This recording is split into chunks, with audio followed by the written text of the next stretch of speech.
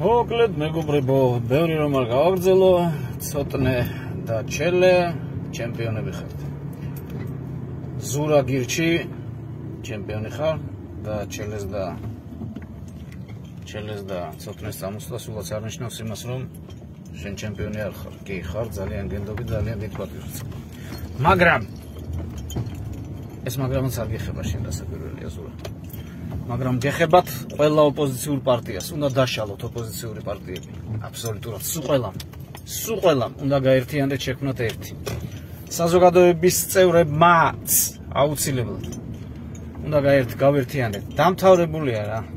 აი ახლა რასაც ჩალიჩობს ხო ეს კოც ჯოგნახირ ბანდ და ასე შემდეგ ფორმირება რუსული. აი ზუსტად აიკიდოს პრინციპით უნდა გავუკეთოთ ჩვენ ამით, რასაც ჩვენ წინააღმდეგ იყენებენ, აკეთებენ, ის უნდა გამოიყენოთ მათ წინააღმდეგ. სხვანაირად ნდობას ვეღარ მოიპოვებს ოპოზიციური პარტია ხალხში. უნდა დაანახოთ, რომ საქართველოს უფრო მეტია ვიდრე პოლიტიკური ინტერესები. პარტიული ინტერესები უფრო სწორედ. და აქვე იკითხავთ ხო გულში, ამდენ ფულს რა უხოთ ამ პარტიებში რომ ჩაიხარა. ოდიში და ნადიმ ხმალაძემ რა ქნას დღეს მე-19 რომ მივიდა ჯარიმა.